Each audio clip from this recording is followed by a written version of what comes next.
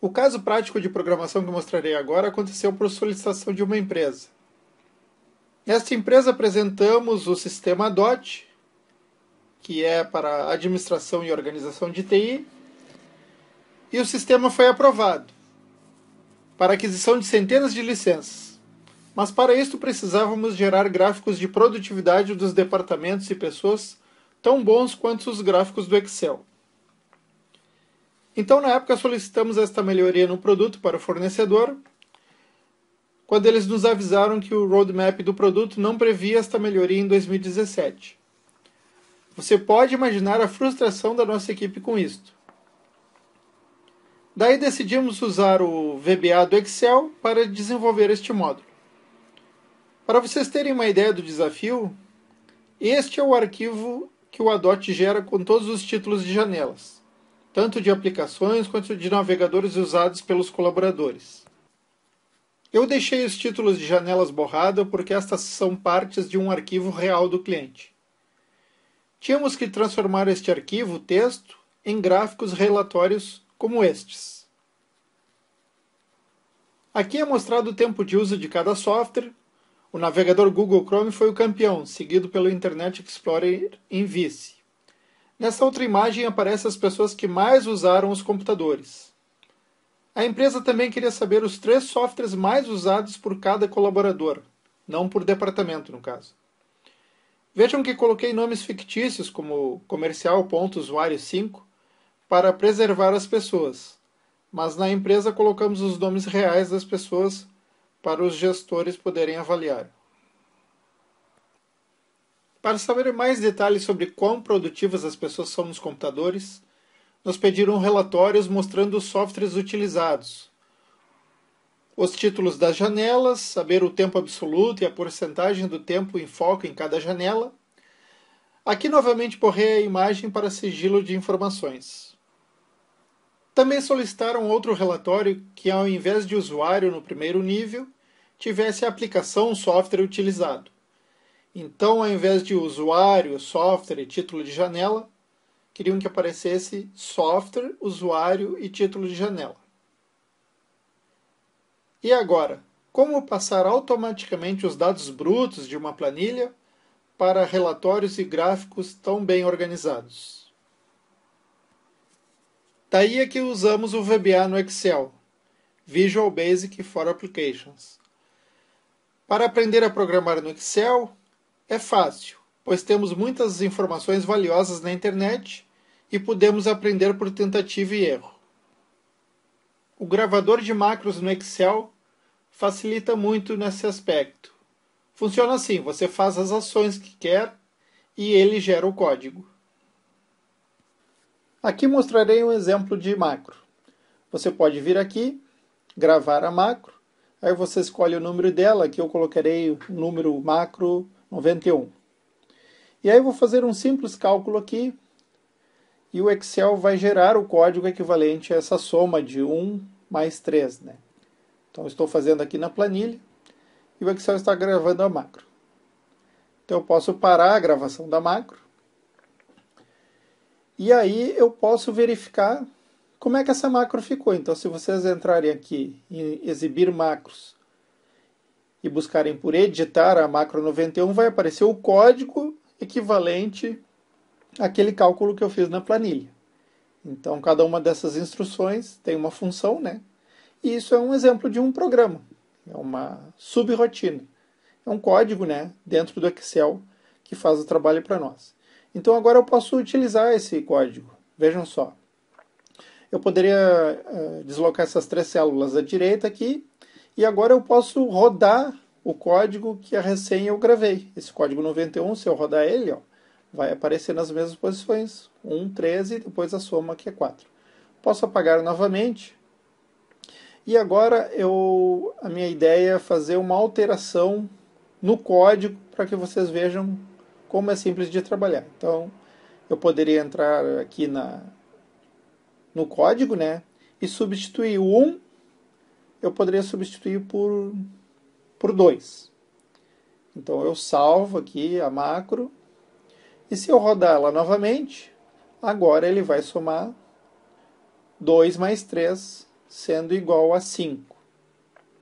Então vejam a facilidade que é eu começar a criar, porque eu não sabia qual era o código, mas o Excel me mostrou e agora eu tenho liberdade de fazer alterações. Eu poderia fazer outras mudanças, mudar o operador ali de mais para multiplicação, ou então somar outros números aqui. Vou colocar 22 e 10, por exemplo. E agora eu rodando a macro novamente, são esses números que ele vai usar no cálculo, né? Então aqui eu poderia rodar ela aqui dentro do ambiente mesmo, né? E eu observaria lá o resultado na planilha. E foi assim que nós desenvolvemos, né, o conhecimento para fazer o trabalho para o nosso cliente. Entre o resultado final, que são os gráficos e relatórios, e os dados iniciais, que é aquela planilha com informações brutas, né, eu tive que criar Nós tivemos que criar arquivos no Excel que são templates.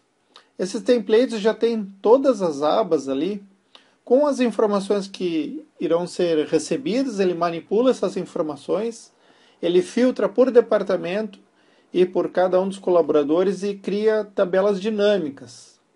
Para quem nunca usou, vale a pena muito estudar tabelas dinâmicas, elas dão uma facilidade grande aí no Excel para trabalhar com muitas informações, né? E ela é bem ágil assim.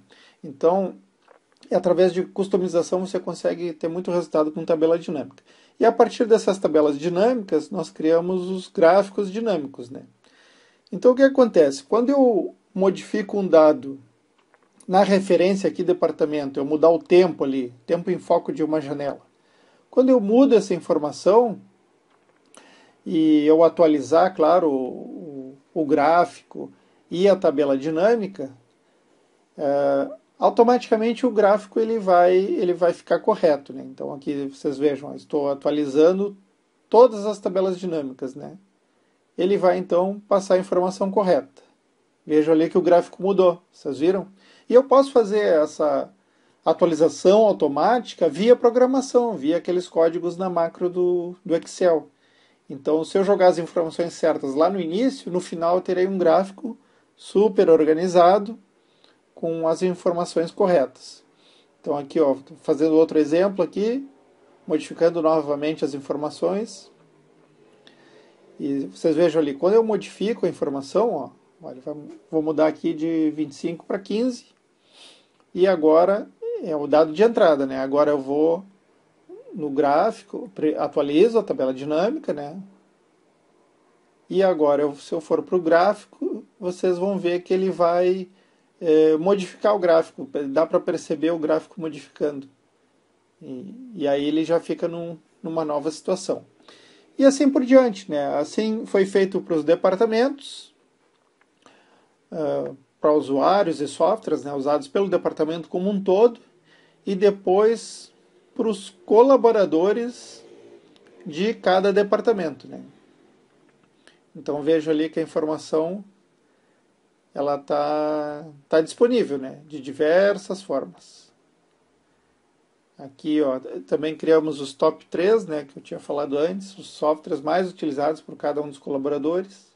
Então a informação fica organizada, o Excel é muito bom nessa maneira de distribuir os dados, e com isso a empresa conseguiu atingir o objetivo, né, que era ter uma visão bastante detalhada de como os colaboradores estão utilizando os computadores.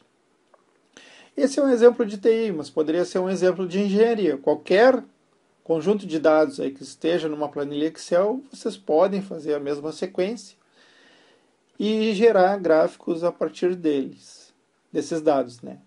Então, a aplicação daí pode ser diferente, né? Mas a metodologia é a mesma. Então aqui, resultados finais, aqui mostrando para o usuário 4 e agora referências, né, para o usuário 5, que são os dados de entrada filtrados para ele. Depois as tabelas dinâmicas, né, do usuário 5.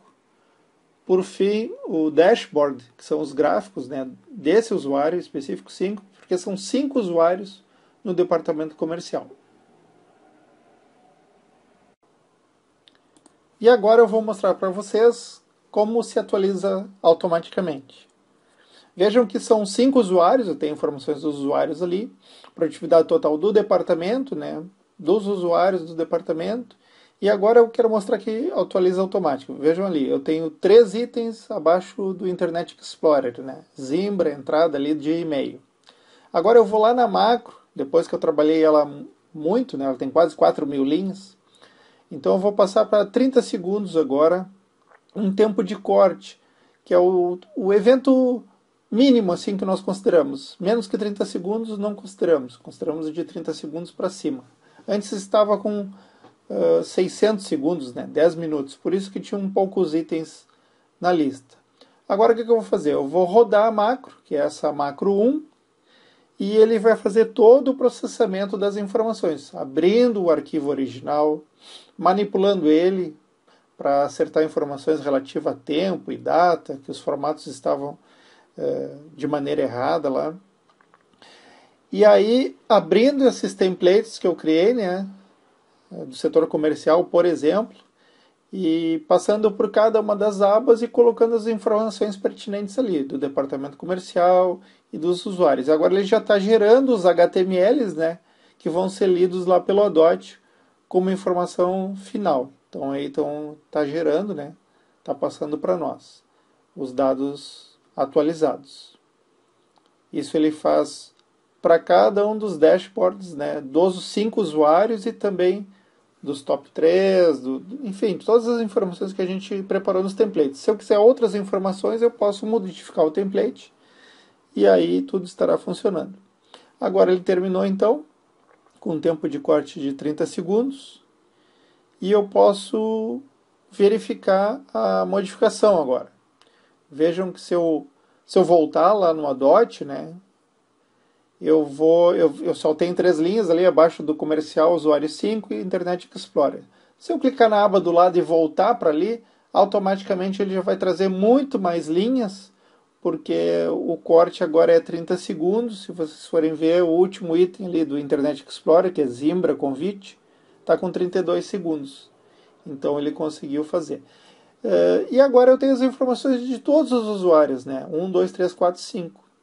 Então eu consigo, comparativamente, né, ter uma avaliação, assim, como é que está a equipe, né?